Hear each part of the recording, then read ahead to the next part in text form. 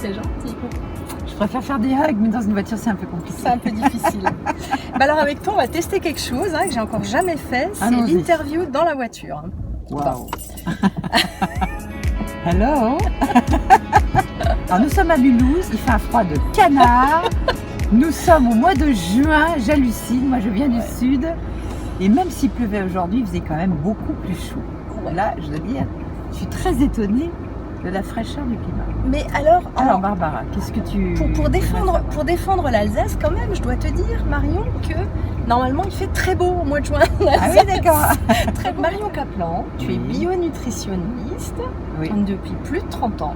Oui, c'est-à-dire que j'ai mis le terme bio à nutrition parce que je trouve que la nutrition, d'abord, il y a 30 ou 40 ans, personne ne s'en occupait. La médecine ne s'est jamais occupée de nutrition. Ça fait même pas partie du dans les cas de diabète, de maladie rénale. Mais la nutrition comme outil de guérison et de prévention, mais c'est même pas dans les études de médecine encore aujourd'hui. Encore aujourd'hui, je sais. Il faut comprendre qu'on a chacun un microbiote. C'est-à-dire que sur 7 milliards d'individus, il y a 7 milliards de microbiotes. C'est ça qui est incroyable. Moi, j'ai essayé, chacun a son propre microbiote unique. On ne peut pas dire que ça c'est bon pour tout le monde, que ça c'est détox, que ça c'est vivant, mais c'est des conneries redoutables. D'accord. Nous devons tous adapter la nutrition et être à l'écoute de son corps. De ce qui nous convient et de ce qui nous convient. Voilà. Alors justement, tu réponds déjà à ma deuxième question parce que j'avais vu que tu t'intéressais d'abord, dans un premier temps, tu as suivi l'école du docteur Kousmine.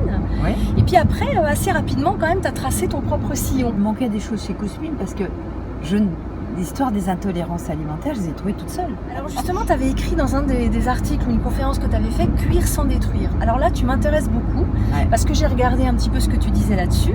Puis tu disais, il faut pas cuire à la vapeur cocotte minute parce que ça détruit tout. Ça détruit tout. Ouais. Le four, on comprend aussi parce qu'on monte en température. Le four, ça va si tu ne montes pas trop en température. Voilà. Mais bon, et si tu n'occasionnes pas de réaction de Maillard, mais c'est trop long. Mais voilà, c'est ça. Et alors, il y a une question que je me pose, c'est que tu dis aussi non au micro-ondes. Pourquoi ? Pourquoi le micro-ondes ? C'est l'horreur. Alors, c'est l'horreur absolue.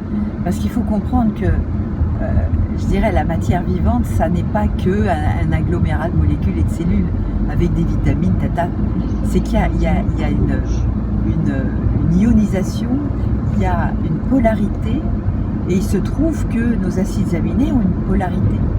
Et d'ailleurs, un chercheur, je crois qu'il était autrichien, dans les années 85, plus de 30 ans, mais moi j'étais tellement à l'affût de tout ça, et il avait fait des expériences sur un acide aminé qui s'appelle la proline. Et tu en trouves dans le lait. Donc il avait étudié la L-proline, qui est à l'état naturel et sous forme lévogie, elle tourne à gauche. Il met son lait au four à micro-ondes 1 minute, et il regarde les acides aminés dans la proline. En même pas 1 minute, ça devient la D-proline, dextrogine. Et il se trouve que la D-proline change de sens, elle tourne dans l'autre sens. Elle va dans l'autre sens. Et la D-proline est un neurotoxique. Neurotoxique, vous imaginez ce que vous faites subir à vos gamins quand vous mettez un bol de lait au four à micro-ondes. Physiologie, c'est un orchestre qui joue juste et qui joue avec cohérence. À condition de l'écouter. Et à partir du moment où il commence à y avoir un violoniste qui joue faux, tout l'orchestre va jouer faux. Donc il faut garder cette cohérence et éviter tout ce qui peut nous amener vers la cohérence. Les stress nous amènent vers la cohérence, les métaux lourds vous amènent vers la cohérence, les médicaments, les métaux, la pollution atmosphérique peut-être aussi. L'environnement peut être source d'incohérence. Maintenant, il y a une nouvelle pollution, ce sont les pollutions électromagnétiques et les ondes. Et on peut survivre à ces ondes à partir du moment où on a un bon microbiote. Oui, ça va, et t'es pas tout seul au monde. C'est à ça qu'on voit que c'est un vrai interview, tu vois. On est vraiment au volant, on est vraiment sur l'autoroute et on a vraiment un poids lourd de mauvaise humeur. Et le camion, il nous pousse, quoi. On est en duel. C'est ça qu'il faut comprendre, c'est que il faut essayer de se respecter. La loi du respect, c'est énorme. Et la loi du respect, ça ne veut pas dire être dans la frustration, etc. Oui, voilà. Là, j'ai déjeuné à midi dans un super restaurant vegan cru. Tu peux dire le nom du resto, tu te souviens encore? Biofresh, non? Biofresh, ouais, c'est possible. C'est Biofresh. Juste pour faire un peu de pub parce qu'il c'est rue de l'Arsenal. Rue de l'Arsenal. Rue de l'Arsenal à Mulhouse. La seule chose qui est très compliquée au départ, c'est de changer d'habitude. Voilà. Changer d'habitude, mais c'est révolutionner sa comme dans vie toute chose. entière. Surtout pas de céréales au petit déjeuner, même du riz. Alors j'essaie de faire le miam aux fruits, tu sais, de Gilin. Est-ce que tu as faim le matin? Alors pas tout de suite, mais au bout d'une demi-heure, j'ai faim. Voilà, parce qu'il faut déjà écouter son corps, parce que bah, c'est pas en haut du lit. Hein, l'industrie, tout ça nous a fait dire, et même Cosmine l'a dit, ouais, le petit déjeuner c'est le plus important. Mais non, si t'as pas faim, tu manges pas. Ouais, c'est ça. Ouais. Un citron pressé chaud à jeun le matin, déjà. Ouais. Ça ouvre la tuyauterie. Bon. Sans sucre, évidemment. Déjà, là, on a une super petite astuce qui est simple à utiliser. Là, on n'a pas d'excuse. Hein. L'espace Grune, c'est là, tu vois. Donc, ah, c'est magnifique. La dysbiose intestinale est le foyer de toutes les inflammations et de toutes les maladies. Avec, en plus des stress psychologiques, mais à stress égal, c'est le foyer de toutes les maladies.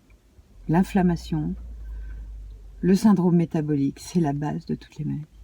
Voilà. D'accord. Et tu dis quelque part, j'ai vu sur une interview, qu'il faut éviter les mammifères. Oui. Pourquoi? Vraiment, le mammifère contient des prions, contient des bactéries vraiment toxiques.